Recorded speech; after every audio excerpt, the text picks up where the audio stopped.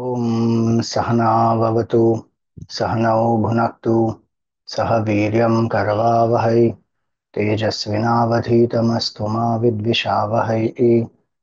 ॐ शान्ति शान्ति शान्तिः। ॐ समस्त ॐ सदाशिवसमारम्भां शङ्कराचार्यमध्यमाम् अस्मदाचार्यपर्यन्तां वन्दे गुरुपरम्पराम्। ॐ दक्षिणे लक्ष्मणो यस्य वामे तु जनकात्मजा पुरतो मारुतिर्यस्य तं वन्दे रघुनन्दनम्। अतुलितबलधामं हेमशैलाभदेहं दनुजवनकृशानुं ज्ञानिनामग्रगण्यम् सकलगुणनिधानं वानराणामधीशं रघुपतिप्रियभक्तं वातजातं नमामि। नमः श्रीतुलसीदास सद्वरिष्ठाय धीमते पूरितं हृदयं येन रामप्रेमामृतेन मे समस्तजनकल्याणे निरतं करुणामयं नमामि चिन्मयं देवं सद्गुरुं ब्रह्मविद्वरम्। हरिओम। सभी को प्रणाम। हनुमान चालीसा का एक बार पाठ करेंगे।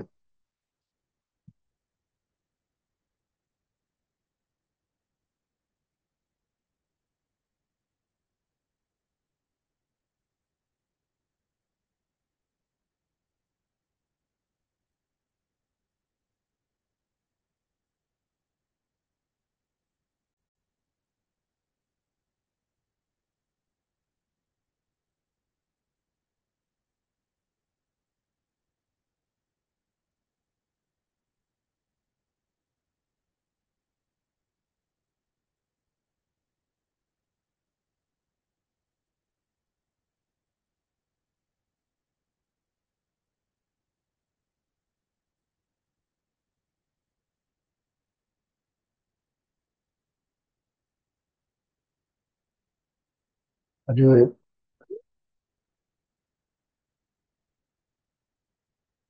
सुनाई दे रहा है।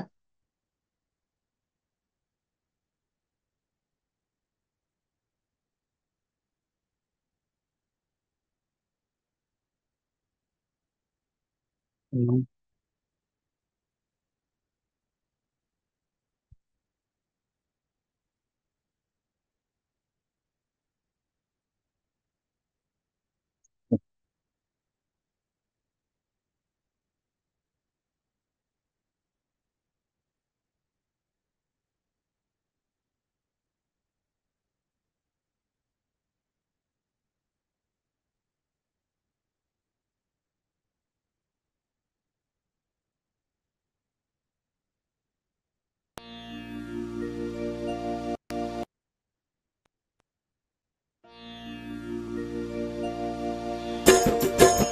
श्री गुरु चरण सरोज रज निज मन मुकुर सुधारि वरनौ रघुवर विमल जस जो दायक फल।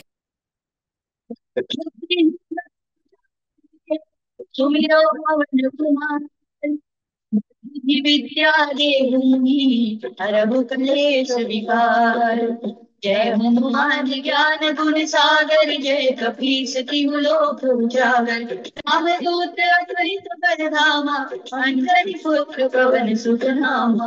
महावीर विक्रम बजरंगी कुमति निवार सुमति के संगी। कंचन वरन विराज सुबेसा कानन कुंडल कुंचित केसा। हाथ वज्र ध्वजा विराज कांधे मूज जनेऊ साजे। शंकर सुवन केसरी नंदन तेज प्रताप महाजगवंदन। विद्यावान तुलसी चातुर राम काज करिबे को आतुर। प्रभु चरित्र सुनिबे को रसिया राम लखन सीता मन बसिया। सूक्ष्म रूप धरि सियहि दिखावा विकट रूप धरि लंक जरावा। भीम रूप धरि असुर संहारे रामचंद्र के काज सवारे। आए सजीवन लखन जियाए श्री रघुवीर हर्षि उर लाए। रघुपति कीन्ही बहुत बड़ाई तुम मम प्रिय भरत ही सम भाई। सहस बदन तुम्हरो जस गावै बस कहि श्रीपति कंठ लगावे, सनकादिक ब्रह्मादि मुनीसा, नारद सारद सहित अहीसा। यम कुबेर दिगपाल जहाते, कवि कोविद कहि सके कहाते। तुम उपकार तुझी बही कीना, राम मिलाए राजपद दीना। तुम्हरो मंत्र विभीषण माना, लंकेश्वर भय सब जग जाना। जुग सहस्र जो जन पर भानु, लील्यो ताहि मधुर फल जानु। रघुमुद्रिका मेलि मुख माहि, जलधि लांघि गए अठरथ नाही। दुर्गम काज जगत के जेते, सुगम अनुग्रह तुमरे तेते। राम दुआरे तुम रखवारे, होत न आज्ञा बिनु पैसारे। सब सुख लहै तुम्हारी सरना, तुम रक्षक काहू को डरना। आपन तेज समारो आपै, तीनों लोक हांकते कांपै। भूत पिशाच निकट नहीं आवै, महावीर जब नाम सुनावै। नासै रोग हरै सब पीरा, जपत निरंतर हनुमत वीरा। संकट ते हनुमान छुड़ावे, मन क्रम वचन ध्यान जो लावे। सब पर राम तपस्वी राजा, तिनके काज सकल तुम साजा। और मनोरथ जो कोई लावे, सोई अमित जीवन फल पावे। चारों जुग परताप तुम्हारा, है प्रसिद्ध जगत उजियारा। साधु संत के तुम रखवारे, असुर निकंदन राम दुलारे। अष्ट सिद्धि नवनिधि के दाता, असवर दीन जानकी माता। राम रसायन तुम्हारे पासा, सदा रहो रघुपति के दासा। तुम्हारे भजन राम को पावे, जन्म जन्म के दुख बिसरावे। अंत काल रघुवर पुर जाई, जहाँ जन्म हरि भक्त कहाई। और देवता चित्तन धरई, हनुमत से सर्व सुख करई। संकट कटे मिटै सब पीरा, जो सुमिरै हनुमत रघुबीरा। जय जय जय हनुमान गोसाई, कृपा करहु गुरुदेव की नाई। जो सत बार पाठ करे कोई, छूटहि बंदी महासुख होई। जो यह पढ़े हनुमान चालीसा, होय सिद्धि साखी गौरीसा। तुलसीदास सदा हरि चेरा, कीजय नाथ हृदय महडेरा। पवन तनय संकट हरन, मंगल मूर्ति रूप। राम लखन सीता सहित, हृदय बसहु सुरभूप। सियावर रामचंद्र की जय, पवन सुत हनुमान की जय। उमापति महादेव की जय, बोलो भाई सब संतन की जय।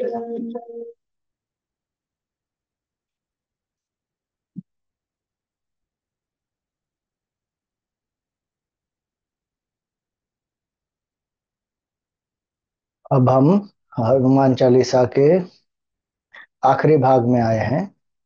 यह है फलश्रुति का भाग। 37वां दोहा है। जय जय जय हनुमान गोसाई, कृपा करहु गुरुदेव की नाई। 3 बार हनुमान जी की जय जयकार करते हैं तुलसीदास जी। जय जय जय हनुमान 3 बार क्यों करते हैं? और हनुमान जी विजयी हो, उसका अर्थ है जय जय जय हनुमान गोसाई। गोसाई का अर्थ है जिन्होंने अपनी इंद्रियों पर वश प्राप्त किया हो, जिनकी इंद्रियां संयमित हो। गो का अर्थ होता है यहाँ पर इंद्रियां, साई का अर्थ है स्वामी। सो जो इंद्रियों के स्वामी हैं, जिन्होंने इंद्रियों को वश में किया है। अगर हमको मन अपने वश में करना है, मन को अपना मित्र बनाना है, तो इंद्रियों का संयम अति आवश्यक है।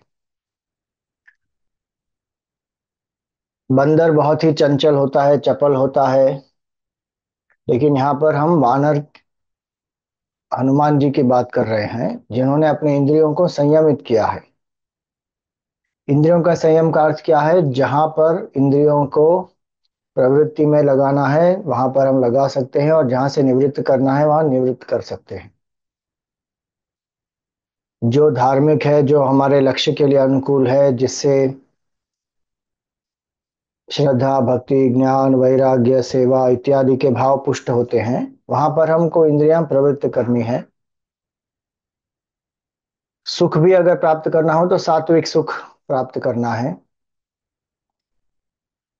जहां पर तामसिक सुख है, जहां पर कुछ हानिकारक है, वहां से इंद्रियों को निवृत्त करना है। और जिसको भगवत आनंद का अनुभव है, उसे फिर इंद्रियां सता नहीं सकती। गीता में भगवान कहते हैं कि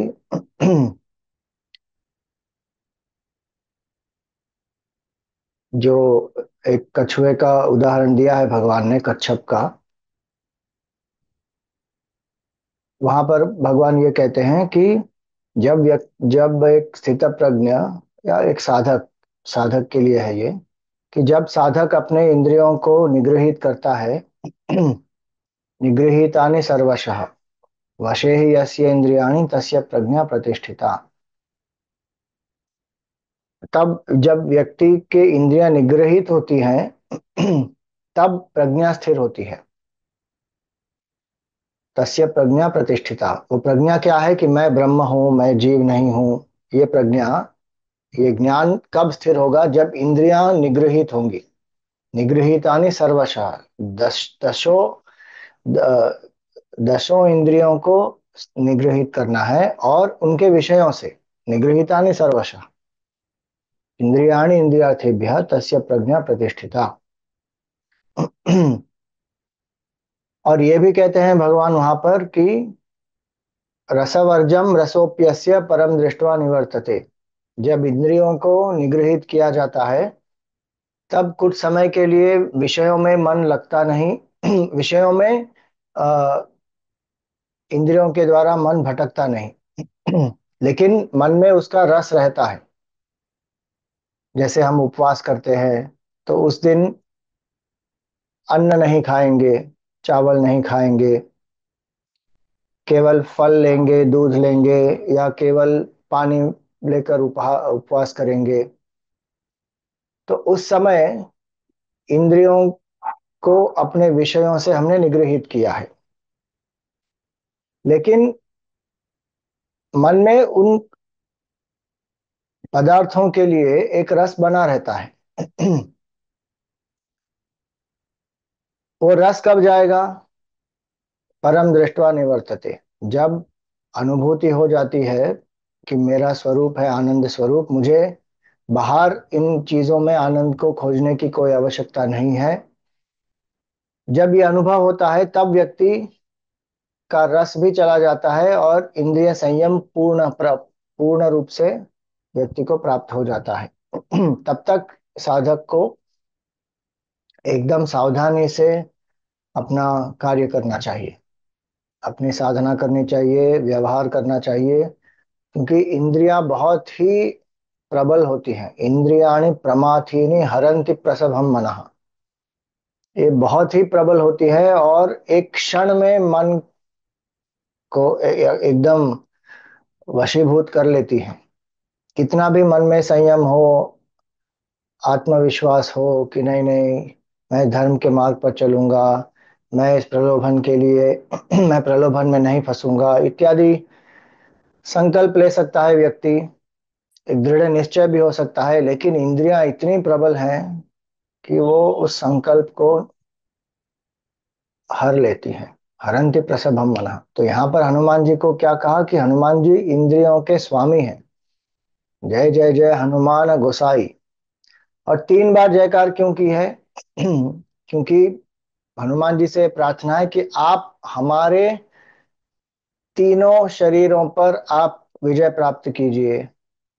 मतलब स्थूल शरीर, सूक्ष्म शरीर, कारण शरीर, 3 कर्मों को नष्ट कर दीजिए। संचित कर्म, प्रारब्ध कर्म, आगामी कर्म। 3 गुणों में हमारा मन फंसा हुआ है, उससे हमें निकाल दीजिए। सत्व रजस तमस, अलग अलग अर्थ हो सकते हैं। जय जय जय हनुमान गोसाई। हम देह से आसक्त हैं, इसीलिए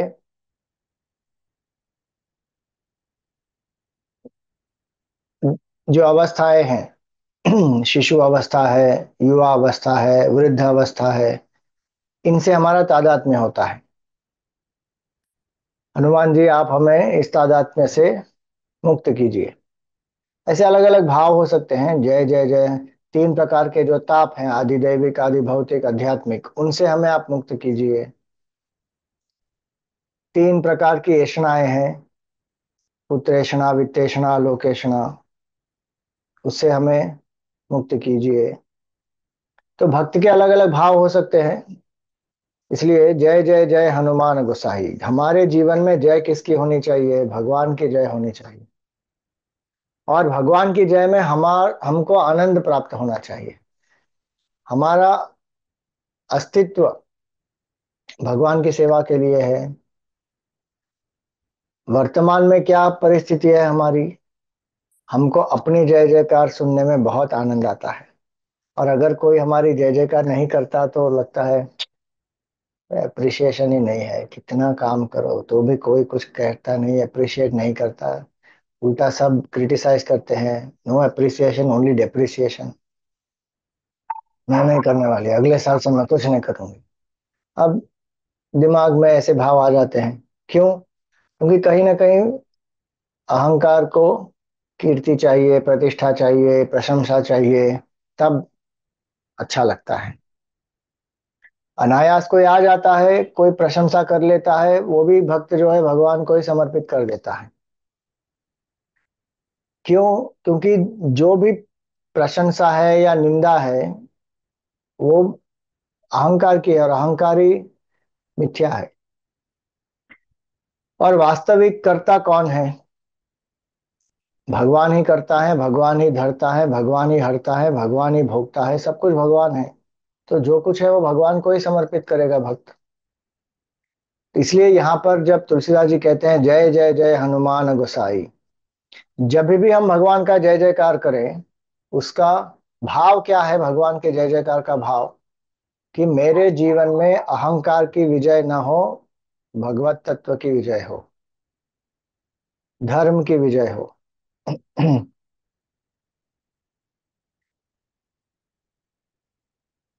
कहते हैं ना, धर्म की जय हो, अधर्म का नाश हो, प्राणियों में सद्भावना हो, विश्व का कल्याण हो।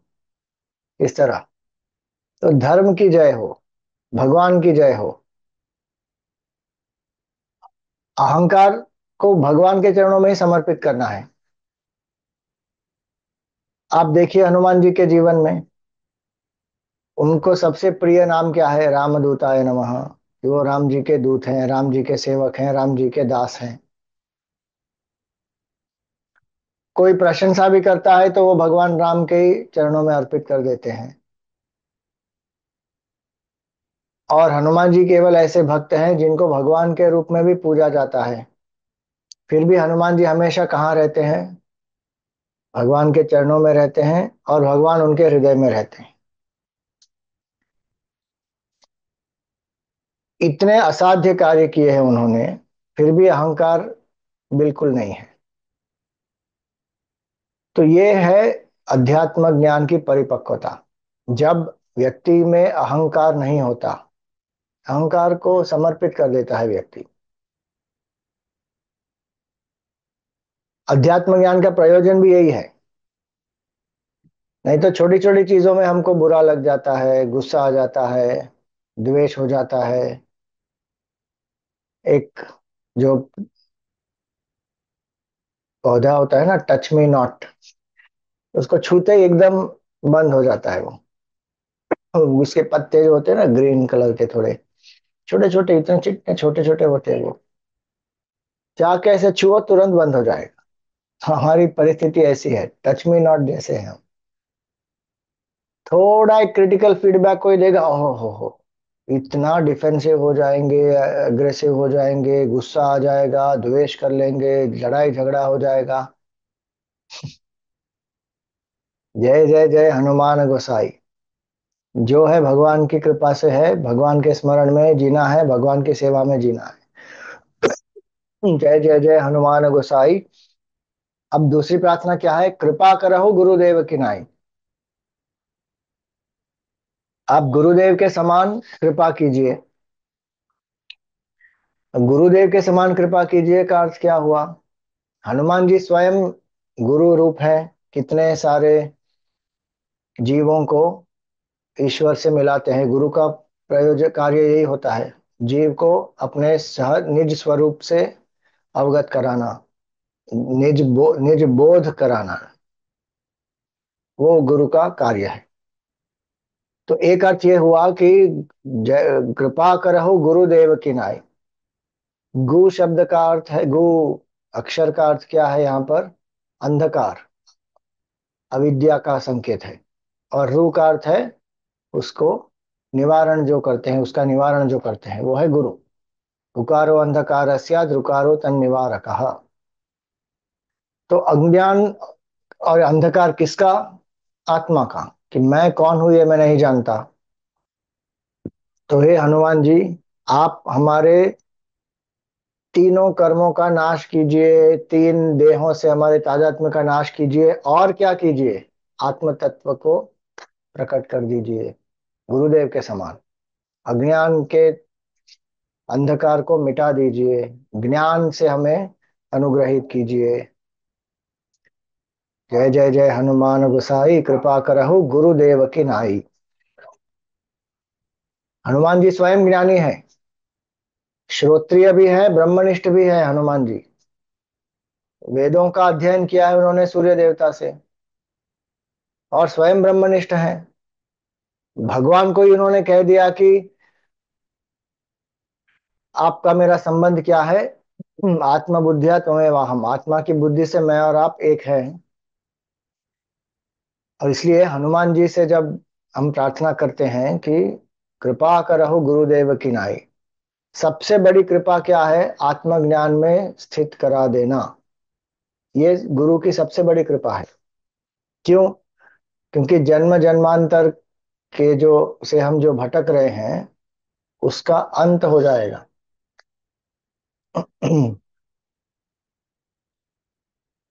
अनेक जन्म संप्राप्त कर्म बंध विदाहिने आत्मज्ञान प्रदानेन तस्मै श्री गुरवे नमः। अनेक जन्मों के जो कर्म लेके हम चल रहे हैं,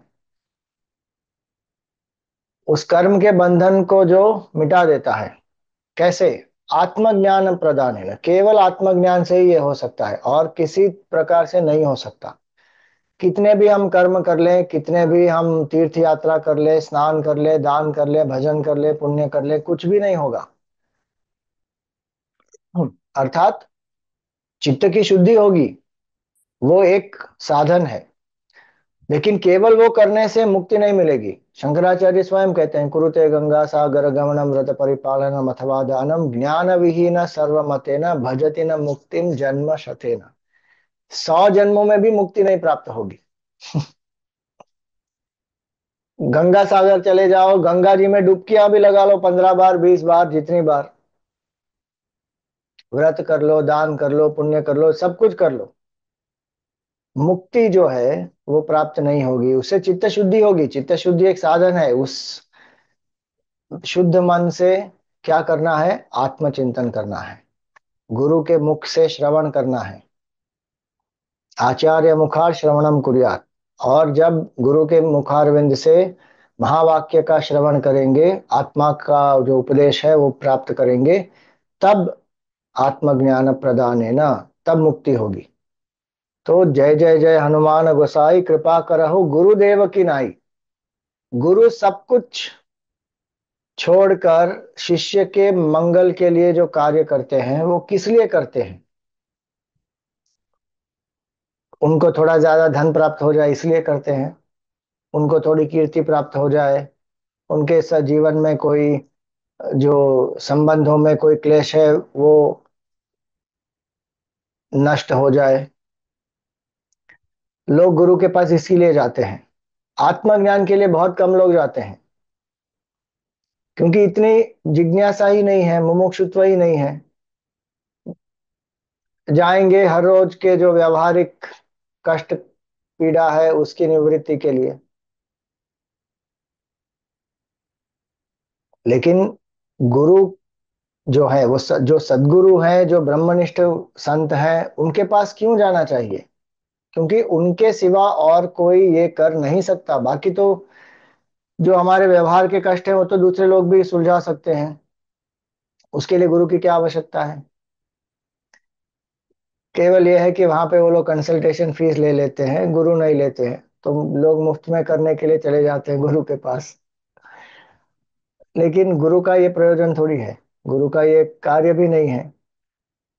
उन सब से तो वो निवृत्त होकर आत्मा के आत्मा की खोज में गए, आत्म साक्षात्कार किया, अब दूसरों को वही आत्मज्ञान बांट रहे हैं। तो इसलिए गुरुदेव की नाई का अर्थ यही हुआ, एक गुरु को हम सबसे बड़ी गुरु दक्षिणा क्या दे सकते हैं?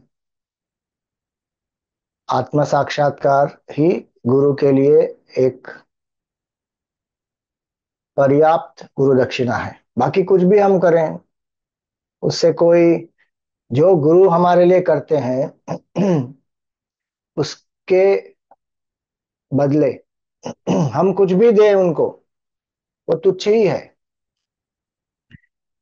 सबसे बड़ी गुरु दक्षिणा क्या है? जो उपदेश गुरु दे रहे हैं उसको आत्मसात करके देहात्म भाव का त्याग करें, अविद्या का त्याग करें, और अपने स्वरूप में स्थित हो जाएं। बस ये सबसे बड़ी गुरु दक्षिणा है। और इसके लिए गुरु की कृपा चाहिए। इसलिए यहाँ पर ये कह रहे हैं, कृपा करहु गुरुदेव की नाई। नाई का अर्थ होता है क्या? समान। यहाँ पर नाई का अर्थ होता है समान, बारबर नहीं होता।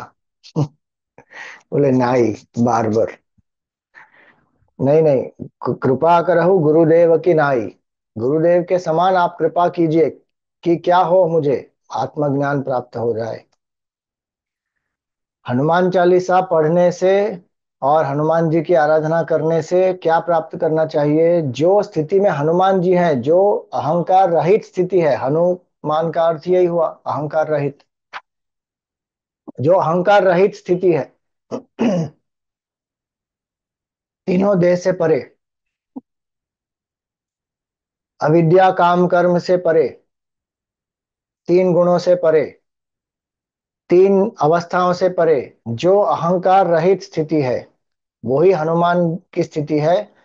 वही गुरु भी हमको उस स्थिति में जागृत करा देते हैं कि ये आपका स्वरूप है। तो हनुमान जी से ये प्रार्थना है कि कृपा करहु गुरुदेव की नाई। गुरु की कृपा कैसी होती है? शंकराचार्य जी कहते हैं मुंडकोपनिषद के भाष्य में कि सहस्रों जन्मों के माता पिता का भी जो प्रेम होता है, गुरु का प्रेम उससे बहुत बहुत बहुत अधिक होता है। संसार में माता पिता का प्रेम सर्वोत्तम, उसका उदाहरण दिया जाता है। लेकिन माता पिता ने केवल शारीरिक जन्म दिया है,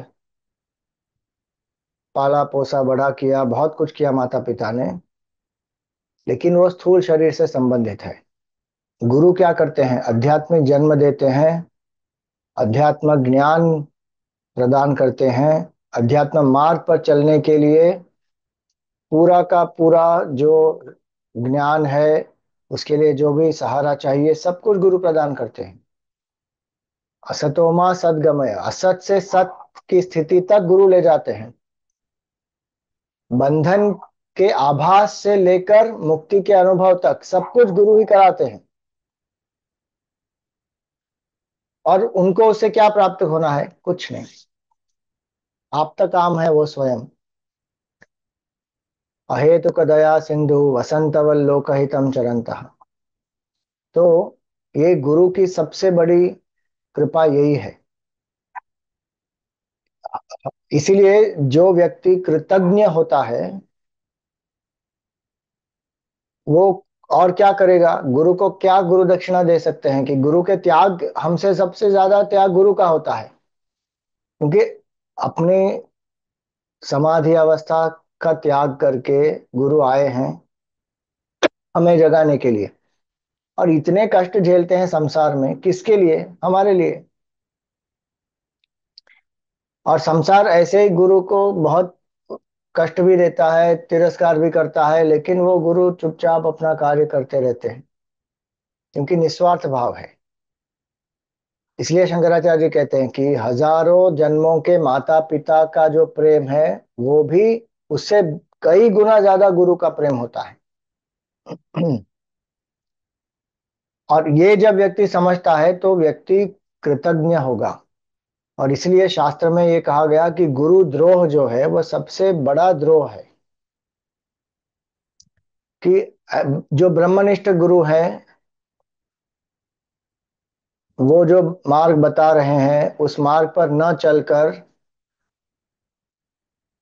भौतिक मार्ग में चलना, या फिर उस गुरु को कुछ हानि पहुंचाना, उनका तिरस्कार करना, उनकी निंदा करना, ये सब गुरुद्रोह है।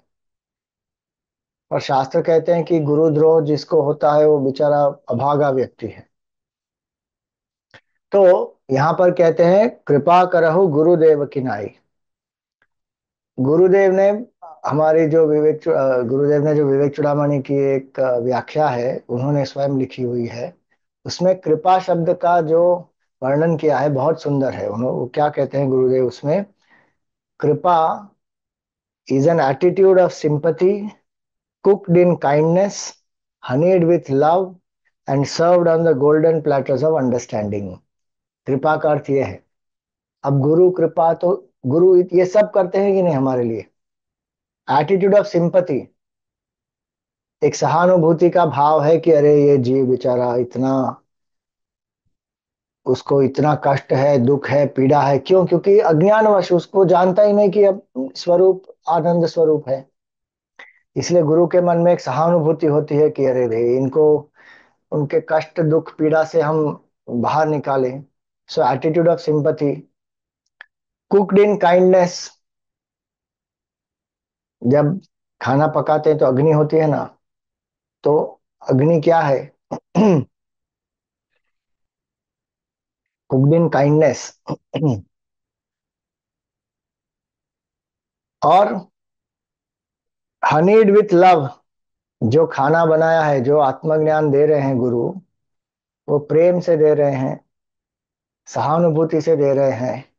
और उसके ऊपर जो ड्रेसिंग है वो क्या है? हनीड विथ लव,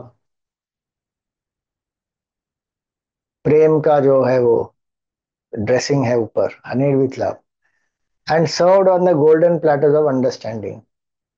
जो ट्रे में रख के देते हैं ना, तो वो बुद्धि, बौद्धिक तर्क है, तर्क, तर्क है। और the intellectual understanding of knowledge.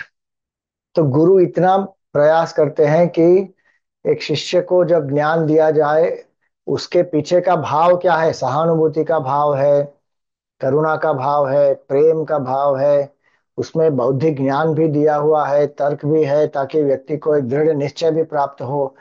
ऐसा ज्ञान जब गुरु देते हैं, उस ज्ञान से क्या होना चाहिए? हम श्रवण करें, मनन करें, निधिध्यासन करें और आत्मज्ञान प्राप्त करें। और तुलसीदास जी यही कहते हैं कि आप गुरुदेव की नाई हम पर कृपा करें और हमारे अज्ञान का नाश करें। जय जय जय हनुमान गोसाई, कृपा करहु गुरुदेव की नाई। गुरु हमें जैसे हम हैं वैसे ही हमें स्वीकार करते हैं, और हम जहां पर हैं वहीं से हमारा उद्धार कर लेते हैं और आत्मा की स्थिति में पहुंचा देते हैं। और इसलिए जब गुरु प्राप्त होते हैं और शरणागति हम लेते हैं गुरु की, फिर आगे पीछे कुछ देखना ही नहीं है। जो गुरु मार्ग बता रहे हैं उस पर चलना है और ईश्वर की अनुभूति करनी है। जय जय जय हनुमान गोसाई, कृपा करहु गुरुदेव की नाई।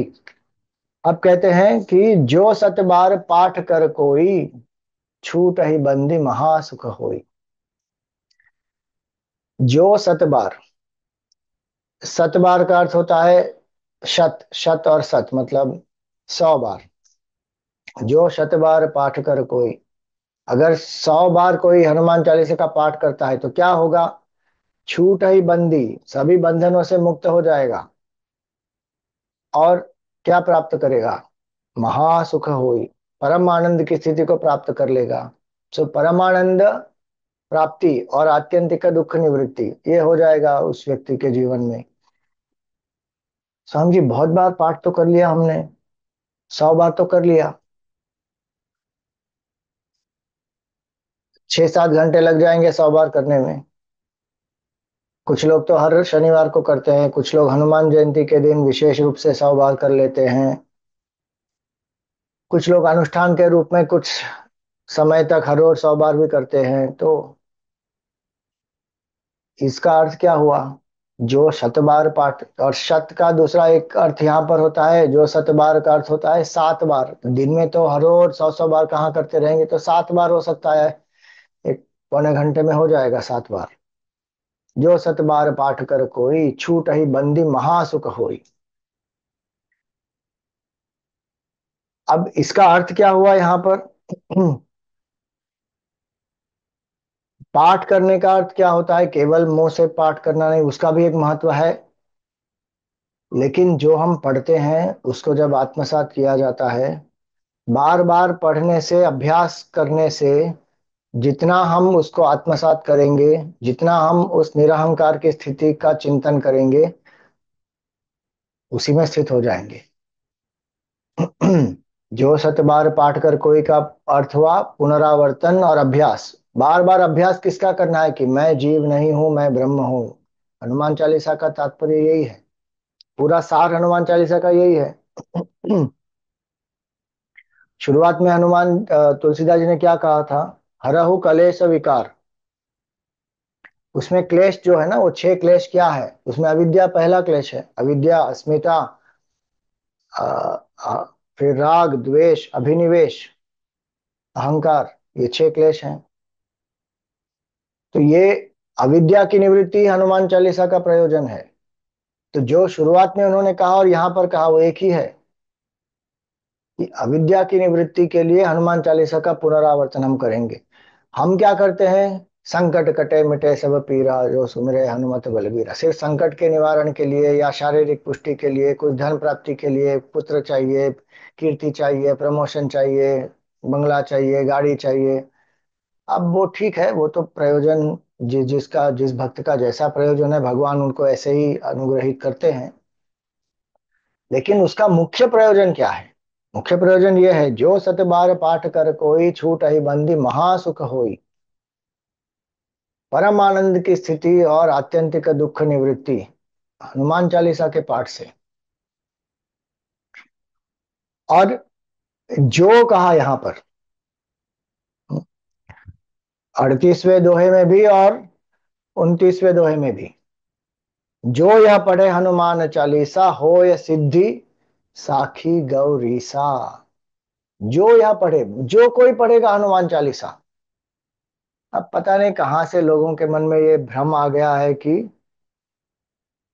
स्त्रियों को हनुमान चालीसा नहीं पढ़ना चाहिए क्योंकि हनुमान जी ब्रह्मचारी हैं। अरे ये कहाँ से आया? तुलसीदास जी स्वयं कह रहे हैं कि जो यह पढ़े हनुमान चालीसा, स्त्री हो पुरुष हो, तृतीय लिंग हो, कोई भी जो यह पढ़े हनुमान चालीसा, हो ये सिद्धि साखी गौरी सा। और इसका साक्षी कौन है कि ये व्यक्ति को सिद्धि प्राप्त होगी? सिद्धि का अर्थ क्या हुआ यहाँ पर? अष्ट सिद्धि नहीं, सिद्धि का अर्थ है कि जीवन का जो लक्ष्य है, परमानंद, मुक्ति स्वरूप में स्थिति, वो प्राप्त हो जाएगा। उसके साक्षी कौन है? साक्षी का अर्थ हुआ है साक्षी। गौरी सा, शिव जी स्वयं उसके साक्षी है। शिव जी भी कह रहे हैं कि देखो, जो हनुमान चालीसा पढ़ेगा उसको मुक्ति प्राप्त होगी, ये मैंने देखा है, ये इसका मैं साक्षी हूँ। मतलब उनकी मोहर लग गई, अप्रूव्ड। ये तुलसीदास जी ने जो कहा वो सत्य है। जो यह पढ़े हनुमान चालीसा, हो ये सिद्धि। और उसके साक्षी गौरी सा, स्वयं शिव जी है। अब शिव जी स्वयं गुरु के रूप हैं, हनुमान जी उनके ही अवतार हैं। और हनुमान चालीसा तुलसीदास जी ने जो लिखी है, तुलसीदास जी को स्वयं सिद्धि प्राप्त हुई, उनको राम जी का दर्शन भी प्राप्त हुआ हनुमान जी की कृपा से। और उनके लोग कष्ट का भी निवारण हुआ, और अ, जो उनको बंदी बनाया गया था, कारागृह में डाला गया था, वहां से भी वो मुक्त हो गए। और ये जीवन संसार रूपी जो कारागृह है उससे भी मुक्त हो गए। इसलिए जो यह पढ़े हनुमान चालीसा हो ये सिद्धि साखी गौरी सा। यहाँ पर तो कहा कि जो यह पढ़े, केवल पढ़ने मात्र से भी हो जाएगा।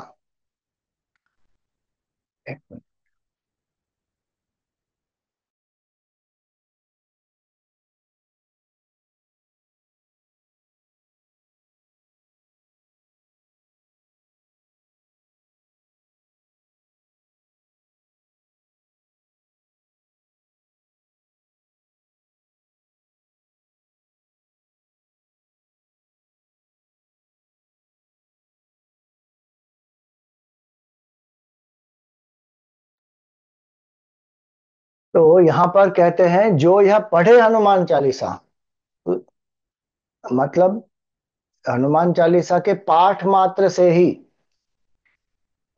ये, हम्म, पाठ मात्र से का अर्थ क्या हुआ यहाँ पर? केवल उसका पाठ करने से शुरुआत हो जाएगी। जैसे हमारे गुरुदेव कहते थे, चैंट स्टडी नो लिव। ये चार शब्दों में उन्होंने गीता चैंटिंग का जो प्रयोजन है, उसका जो विजन है वो बताया था। गीता पढ़ने से क्या होगा, पाठ करने से क्या होगा? फिर उसका अध्ययन करेंगे, अध्ययन करेंगे, फिर वो जो अ, दर्शन शास्त्र है या जो फिलॉसफी है उसके बारे में हम जानेंगे, और जब जानेंगे तब फिर हम उसको अपने जीवन में उतारेंगे।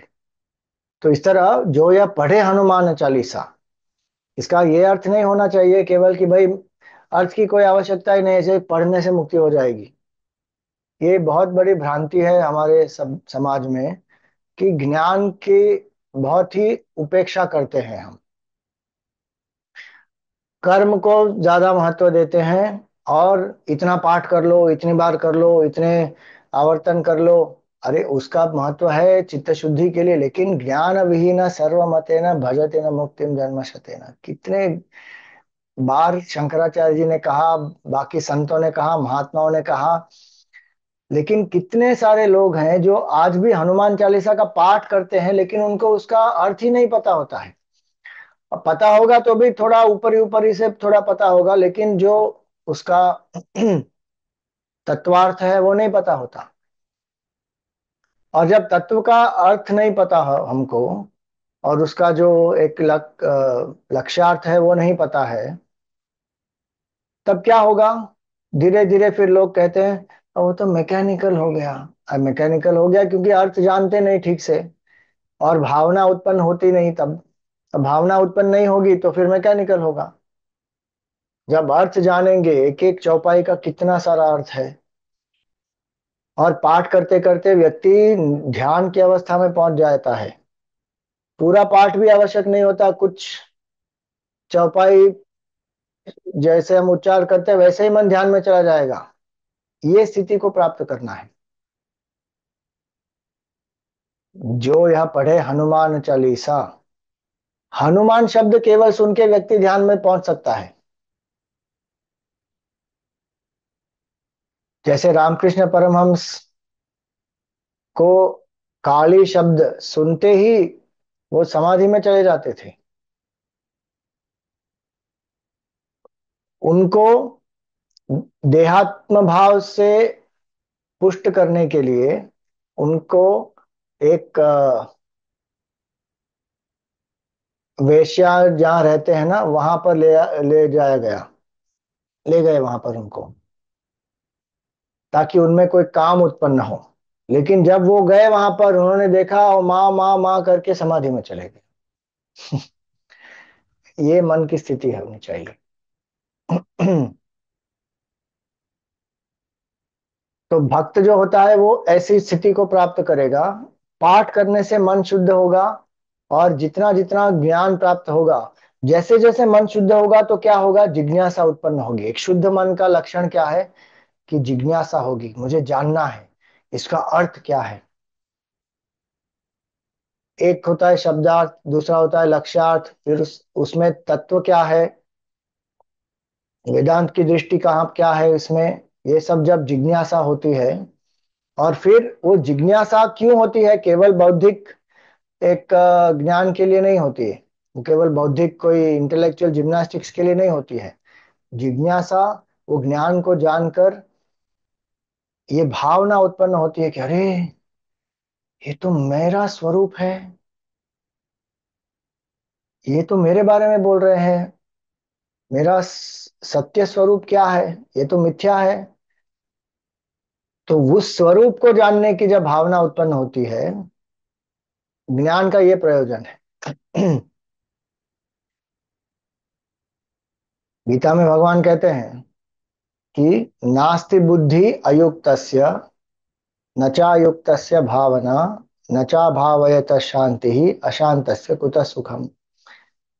जो अयुक्त होता है, मतलब जिसका मन और बुद्धि दो अलग दिशाओं में जा रहे हैं,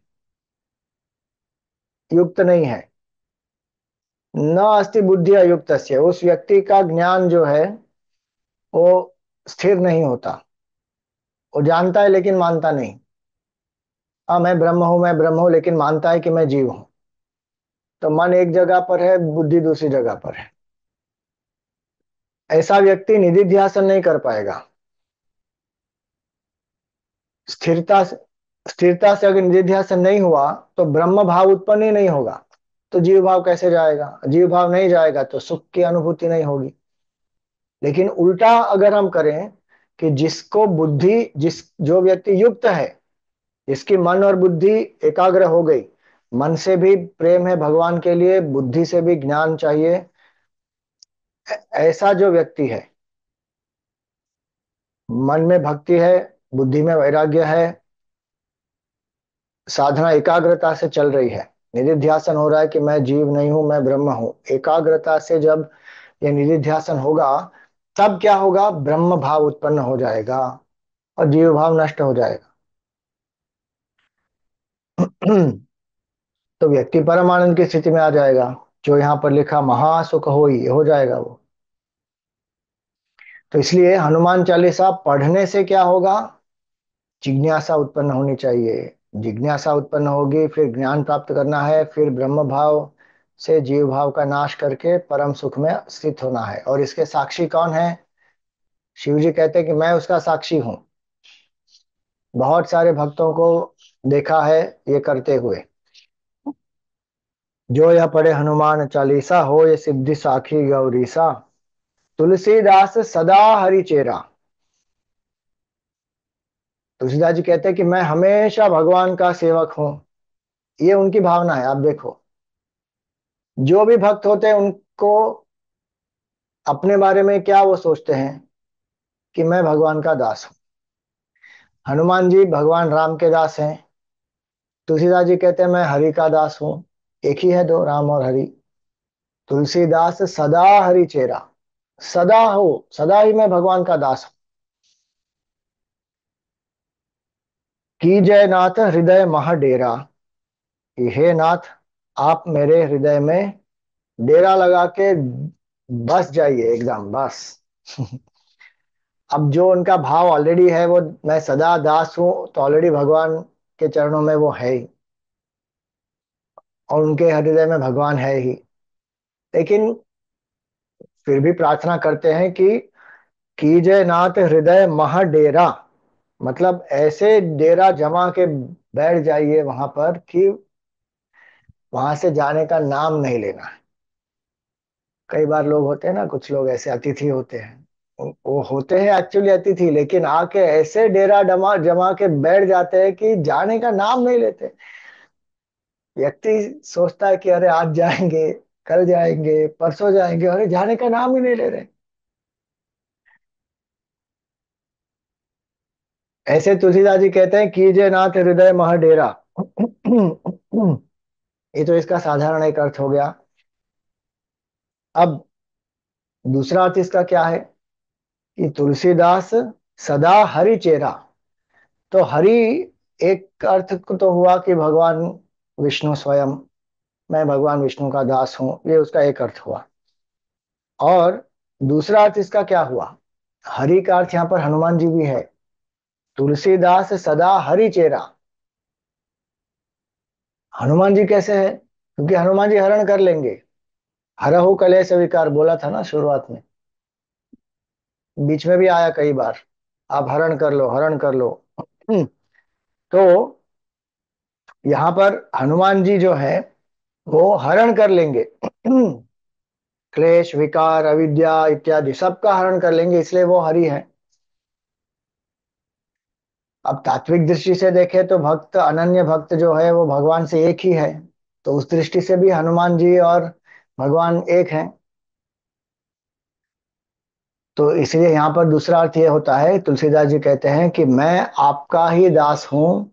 तुलसीदास सदा हरि चेरा, ये दासानुदास भक्ति है, इतनी सुंदर है ये। भगवान के दास हैं हनुमान जी, हनुमान जी के दास हैं तुलसीदास जी। और हम कौन है? तुलसीदास जी के दास।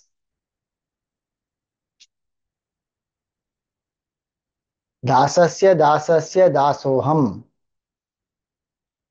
कुलशेखर आಳ್वार यही प्रार्थना करते हैं। वो बहुत बड़े एक भगवान विष्णु के भक्त हुए राजा थे, लेकिन वो मुकुंदमाला में क्या कहते हैं कि दासस्य दासस्य दासोहम इति स्मर माम, कि भगवान आप मेरा, आप मुझे याद इसी रूप में कीजिए कि मैं आपके दास के दास का दास हूं। अब रामायण में भी देखिए, भगवान राम की सेवा भरत जी करते हैं। भरत जी की सेवा कौन कर रहा है? शत्रुघ्न जी कर रहे हैं। तो वो दास के दास हैं। अति नम्रता, अति विनय जिसमें होता है, अहंकार ही नहीं होता बिल्कुल। स्वामी की सेवा करना, व्यक्ति को लगता है कि मैं इनका सेवक हूं, लेकिन एक सेवक की सेवा करना, उसमें ज्यादा नम्रता चाहिए कि एक सेवक मेरे स्वामी हैं।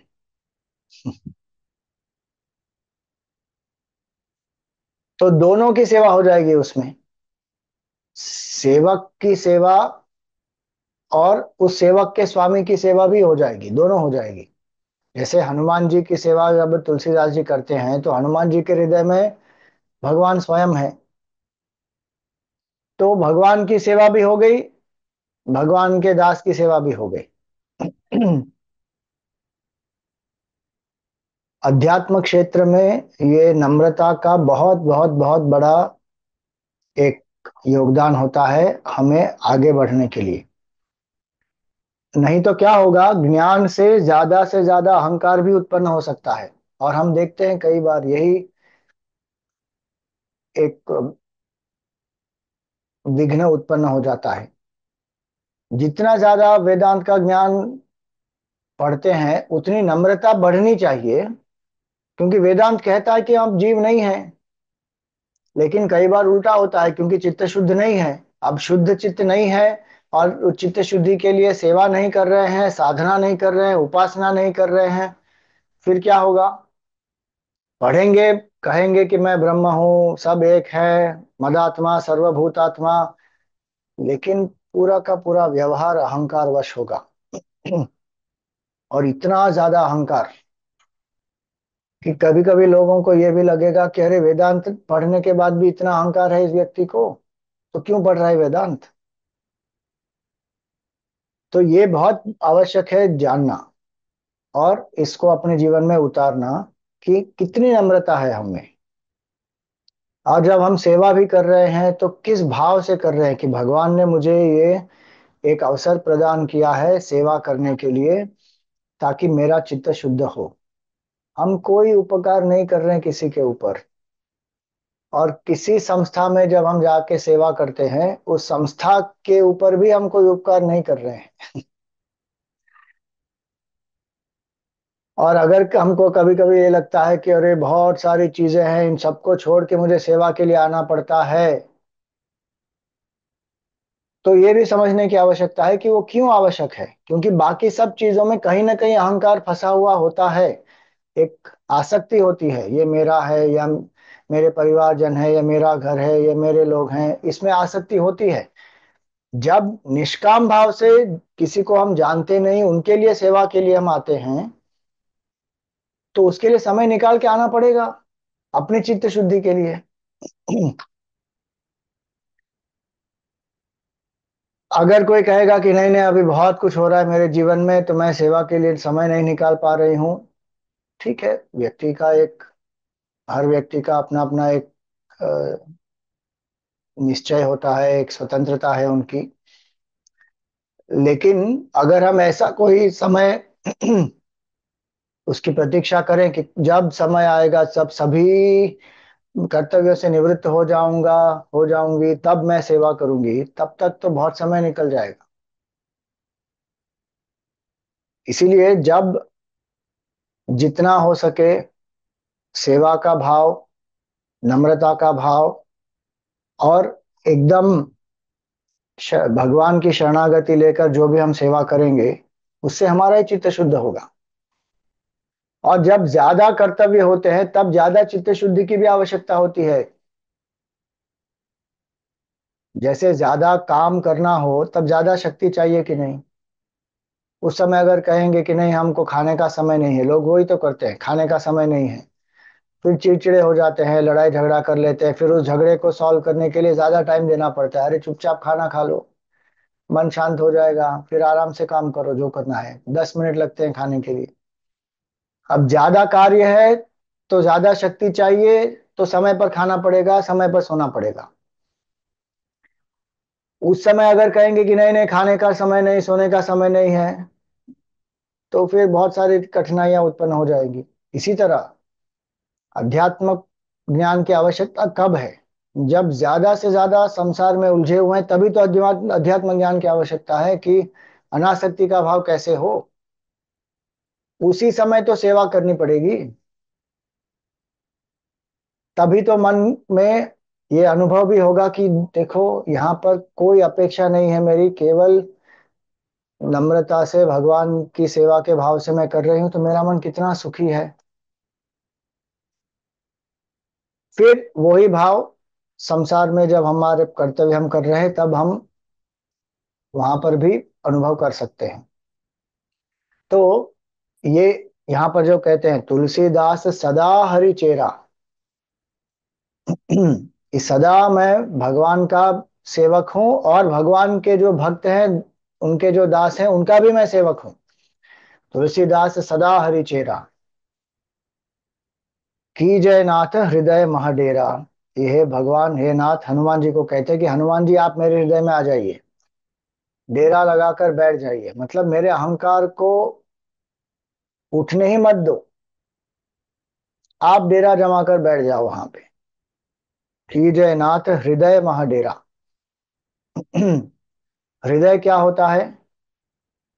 हृदय, गुरुदेव कहते थे, the heart is a combination of pure mind subtle intellect. एक शुद्ध मन और सूक्ष्म बुद्धि का जब समन्वय होता है उसको कहते हैं हृदय। तो शुद्ध भावना है हनुमान जी के प्रति, भक्ति की भावना है, और सूक्ष्म बुद्धि है कि हनुमान जी कौन है, वो तो आत्मा स्वयं है। तो ये भाव में हमको स्थित होना है, और ये भाव हनुमान जी से कह रहे हैं कि आप हमारे हृदय में स्थित हो जाइए, मतलब हमारा मन हमारी बुद्धि इस भावना में, इस ज्ञान में स्थित हो जाए। कीजिए नाथ हृदय महा डेरा। अब आखिरी दोहा है। ये तो चौपाइयां थी सब, ये दोहा अभी आखिरी एक है। पवन तनय संकट हरन मंगल मूर्ति रूप, राम लखन सीता सहित हृदय बसउ सुर भूप। सियावर रामचंद्र की जय, पवन सुत हनुमान की जय, उमापति महादेव की जय, बोलो भाई सब संतन की जय।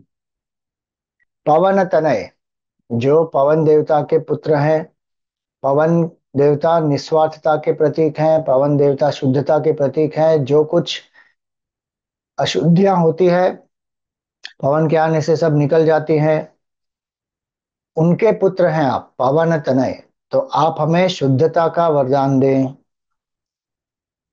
पहले भी हमने देखा इसके बारे में, एकाग्रता और शुद्धता ये दो चीजें बहुत आवश्यक है, और उसमें भी एकाग्रता से ज्यादा आवश्यक है शुद्धता।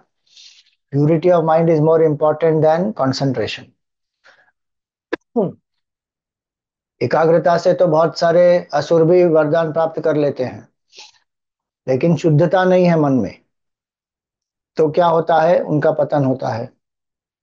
तो शुद्धता आवश्यक है। इसलिए पवन तनय संकट हरण, आप सभी संकटों का हरण करने वाले हैं। सबसे बड़ा संकट क्या है? अहंकार, उसका आप हरण करने वाले हैं। मंगल मूर्ति रूप, आप किसी भी वानर को देख के कोई ये नहीं कहता कि मंगल मूर्ति है, लेकिन हनुमान जी मंगल मूर्ति हैं। क्यों? क्योंकि उनकी शरणागति है भगवान में। उनका पूरा का पूरा व्यक्तित्व जो है, मन क्रम वचन सब भगवान को समर्पित है। तो जहां पूर्ण रूप से शरणागति है भगवान के प्रति, वो ही मंगल है। जहां शरणागति नहीं है वो सब कुछ अमंगल है। फिर कितना भी प्राप्त कर ले, धन ऐश्वर्य कीर्ति मान पद प्रतिष्ठा सब कुछ, लेकिन अगर शरणागति नहीं है तो व्यक्ति जन्म मृत्यु के चक्कर में फंसा ही रहेगा। मंगल मूर्ति रूप, हनुमान जी कौन है? मंगल की मूर्ति है वो। क्योंकि कुछ भी नहीं है, पूरा का पूरा उनका जो अस्तित्व है वो शून्य है। भगवान ही केवल है वहां पर, और कुछ नहीं है वहां पर। और भगवान स्वयं मंगल स्वरूप है भगवान तो। इसलिए यहाँ पर मंगल और अमंगल जो मन का खेल है उसकी बात नहीं हो रही है। मंगल मूर्ति रूप, उनका रूप भी मंगल है, उनका स्वरूप भी मंगल है, क्योंकि वो स्वरूप में स्थित है, मंगल मूर्ति रूप।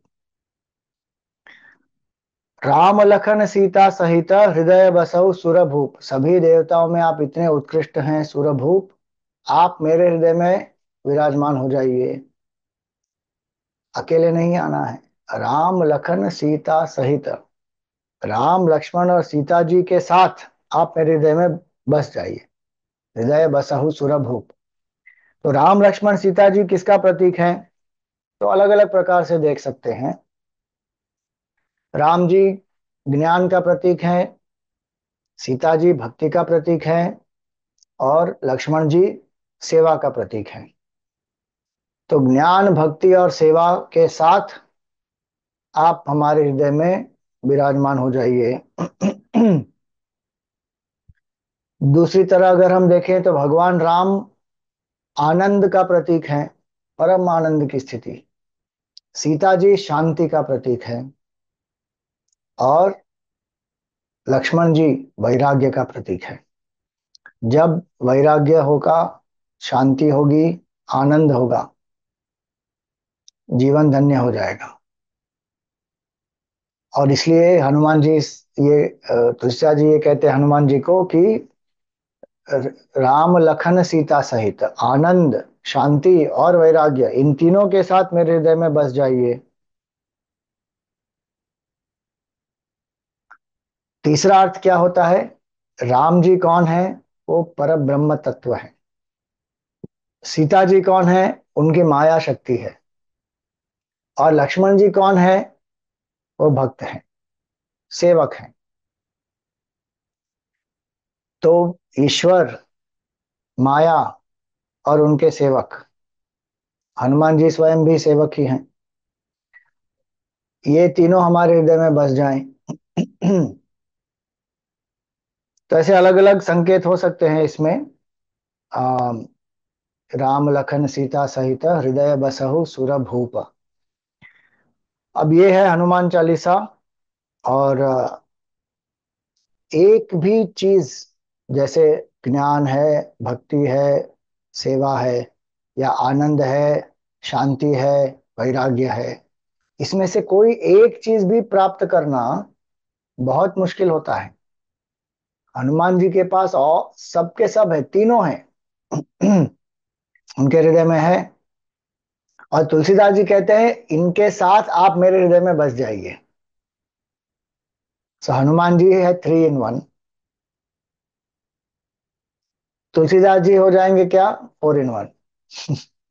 चार उनके हृदय में। हनुमान जी भी अनन्य भक्त है हनुमान जी। और उसके साथ राम लक्ष्मण सीता, तीनों। सो चार। सो ये है हनुमान चालीसा। और हमारे पूज्य गुरुदेव ने सिद्धबाड़ी में इतना भव्य सुंदर जो रूप है हनुमान जी का वो स्थापित किया है वहां पर। और जब उसका उद्घाटन हुआ, उस समय गुरुदेव ने कहा था, वहां पर तो बहुत सारे ऐसे आंधी तूफान बहुत आते थे उस जगह पर, कुछ भी बांध नहीं पा रहे थे वहां पर। बहुत सारे लोगों ने प्रयास किया, इतने तेज वायु का प्रवाह होता था वहां पर कि कुछ टिकता ही नहीं था वहां पर। बहुत सारे पेड़ पौधे भी नष्ट हो जाते थे वहां पर। फिर गुरुदेव ने कहा कि हम पवन पुत्र को यहाँ पर लाएंगे और अपने पुत्र को देखकर पवन देवता शांत हो जाएंगे। फिर वहां पर गुरुदेव ने स्वयं, जो काशीनाथ करके जो शिल्पी थे, उनको गुरुदेव कहते थे, क्योंकि उन्होंने पहले एक प्रोटोटाइप बनाया। तो काशीनाथ ध्यान करते थे, फिर एक प्रोटोटाइप बनाया, तो गुरुदेव उनको कहते थे कि ये चेंज करो, ये चेंज करो, ऐसे पूरा उनको गाइडेंस दिया। और एक अच्छा प्रोटोटाइप बन गया। और फिर उसी का रेप्लिका बनाया एक बड़े रूप में। जब उसका उद्घाटन किया गुरुदेव ने, तो उन्होंने कहा, और जब से वो उद्घाटन हुआ है तब से पवन देवता की गति वहां पर अवरुद्ध हो गई है। और आज इतना सुंदर आश्रम है, भव्य आश्रम है वहां पर, और इतने सारे पेड़ पौधे सब कुछ पास में अच्छे से उग रहे हैं। उस समय गुरुदेव ने कहा था कि हनुमान जी जब आते हैं तो वो अपने स्वामी को भी स्वयं लाएंगे। और एक साल के अंदर गुरुदेव ने कहा कि हम राम जी का मंदिर बनाएंगे। तो हनुमान जी अगर इस दिशा में देख रहे हैं तो उसी दिशा में वहां पर राम जी का मंदिर है। और वो राम जी भी बहुत ही एक विलक्षण राम जी हैं वहां पर। ये गुरुदेव की भी इतनी दीर्घ दृष्टि। बहुत कम, अब आज थोड़े ज्यादा हो गए होंगे, लेकिन उस समय बहुत कम ऐसे मंदिर थे जहां पर भगवान राम का वनवासी रूप है। क्योंकि सिद्धबाड़ी हिमालय में है, तो गुरुदेव ने वनवासी रूप में भगवान राम और सीता जी को वहां पर रखा। और मंदिर के गर्भगृह में वनवासी रूप में है, जो मूल विग्रह है वो। फिर आगे जो धनुष बाण के साथ राम लक्ष्मण सीता जी और हनुमान जी वो सब हैं, वो एक रॉयल फॉर्म में है। लेकिन मंदिर का जो विमान है, जो शिखर है, वो एक मुकुट के रूप में है। तो नीचे हैं भगवान राम अंदर गर्भगृह में वनवासी रूप में, और ऊपर जो शिखर है वो है मुकुट के रूप में। तो ये गुरुदेव की दृष्टि भी थी। और एक साल के अंदर मंदिर का उद्घाटन गुरुदेव ने किया। तो जहां हनुमान जी होंगे वहां राम लक्ष्मण सीता को वो स्वयं लाएंगे। इसलिए यहाँ पर तुलसीदास जी क्या कह रहे हैं कि राम लखन सीता सहित हृदय बसहु सुरभूप। तो ये हनुमान चालीसा हमने उसका उस पर मनन किया, भगवान की कृपा से, गुरुदेव की कृपा से, हनुमान जी की कृपा से। पहला दोहा एक और बार पाठ करेंगे ताकि बार बार इसका हम अध्ययन करते रहें। श्री गुरु चरण सरोज रज निज मन मुकुर सुधारि, बरनउँ रघुबर बिमल जसु जो दायक फलचारि। ये हनुमान जी की लीला है, भगवान राम की लीला है। हमको तो 3 दिन का हनुमान चालीसा का यज्ञ करना था, हनुमान जी की महिमा पर करना था। लेकिन जो शुरू हुआ 3 दिन में, अब 16वें सत्र में यह समाप्त हो रहा है। और बहुत सारी अलग अलग विलक्षण बातें हमने इस दौरान सुनी, पढ़ी, उसके बारे में चर्चा की। तो ये सब भगवान की कृपा से हुआ। इसलिए भगवान का बहुत बहुत हम कृतज्ञता भगवान को प्रकट करते हैं। और गुरुदेव को भी और आप सभी को जो इस मनन साधना में मेरे सहयोगी बने हैं, आप सबका भी धन्यवाद। हम ये जितनी साधना हुई वो भगवान के चरणों में समर्पित करते हैं। कायेन वाचा मनसेन्द्रियैर्वा बुद्ध्यात्मना वा प्रकृते स्वभावात् करोमि यद्यत् सकलं परस्मै नारायणायेति समर्पयामि। नारायणायेति समर्पयामि। ओम तत्सद्ब्रह्मार्पणमस्तु। ओम तत्सच्चिन्मयार्पणमस्तु।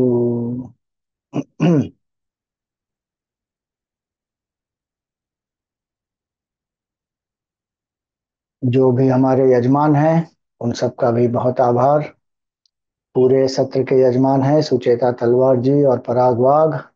आरती यजमान हैं सीमा जी, विजय जी, रश्मि जी, विनू जी, दिनेश जी और ऋचा जी।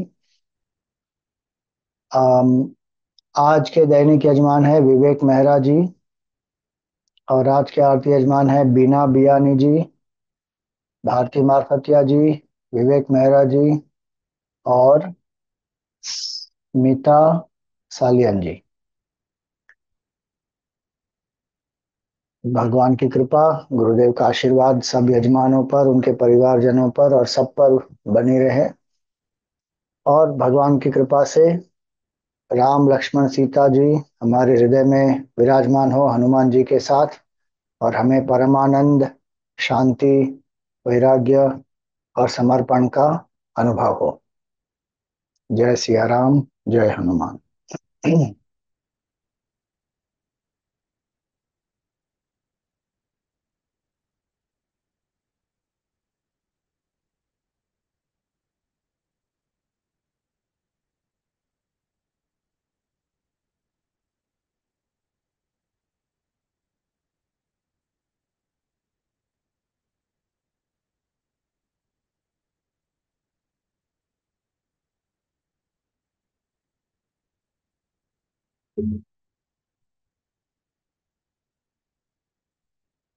आरती की जय हनुमान लला की, दुष्ट दमन रघुनाथ कला की।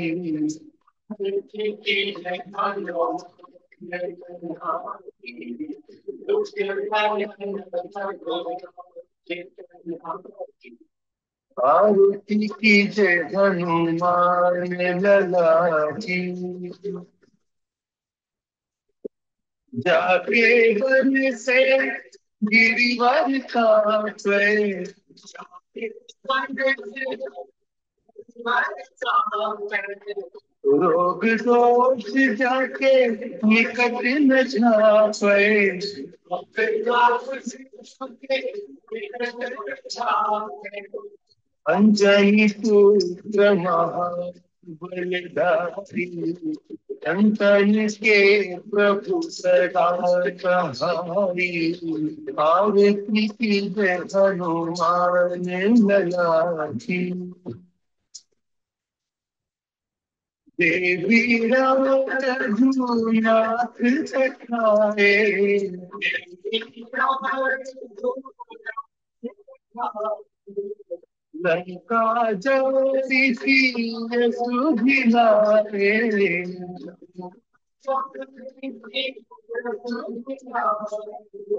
लंका सुकोट समुद्र सिखाई, जात पवन सुत बार न लाई। आरती की जय हनुमान लला की, लंका चौरी सुर समझारे, लंका चौरी सुर समझारे। सीता राम जी के काज सवारे, सीता राम जी के काज सवारे।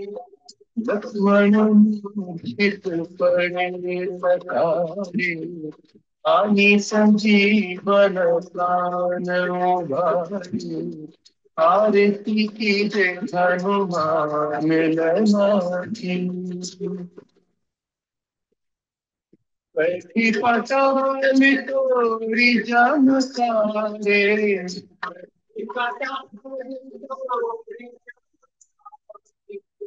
वही रावण की भुजा उखाड़े, वही रावण की भुजा उखाड़े, बाई भुजा सूरदल मारे, दाहिनी भुजा समित जन तारे, आरती कीजे हनुमान लला की। सुर नर मुनि आरती उतारे,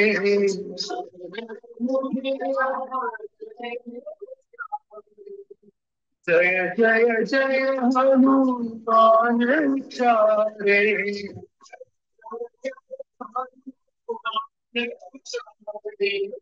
कंचन थाल कपूर नौछारी, आरती करत अंजना माई, आरती कीजे हनुमान लला की। जो हनुमान जी की आरती गावे,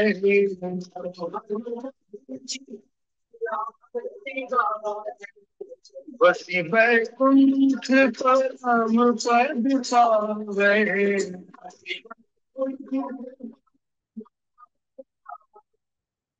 आरती की जय हनुमान लला की। दुष्ट दलन रघुनाथ कला की,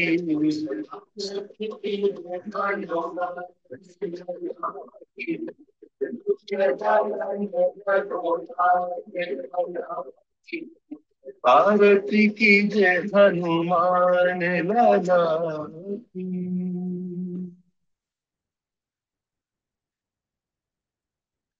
बोलिए सियावर रामचंद्र की जय, पवन सुत हनुमान की जय, उमापति महादेव की जय।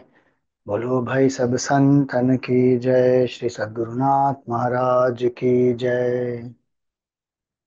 ओम पूर्णमद। अच्छा, किसी को प्रश्न है? ओके। हाँ, लीना जी। Pranam, Swamiji. Hariom. First of all, my Hariom, my gratitude and प्रणाम to you. बहुत अच्छे सब हमको समझ में आया, लेकिन कहीं एक प्रश्न है. Please pardon me if I sound ignorant.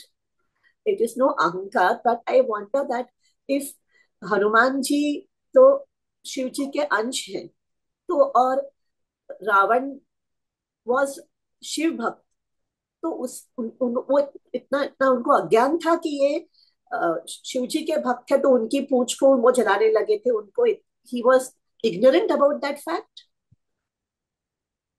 सी, रावण शिव जी के भक्त थे, उसका अर्थ क्या होता है? जो हाँ. भक्त होता है वो भगवान को सबसे ज्यादा सर्वोत्तम मानता है ना। जी. लेकिन रावण का समर्पण नहीं था भगवान के प्रति। अच्छा. तो जब समर्पण नहीं होता है तो भगवान के जो भी अंश है उसको परखने में, पहचानने में भी हाँ. शक्यता ही नहीं है ना फिर, क्योंकि अहंकार. रावण के लिए उसका अहंकार ही सबसे ज्यादा था। सही है. तो जब व्यक्ति अहंकार में इतना फंसा हुआ होता है तो व्यक्ति समझ ही नहीं पाएगा कि अच्छा ये तो अवतार हैं, शिव जी के अवतार हैं। Right. Correct. Thank you very much. प्रणाम. बहुत ही आभार. हाँ जी, माला जी।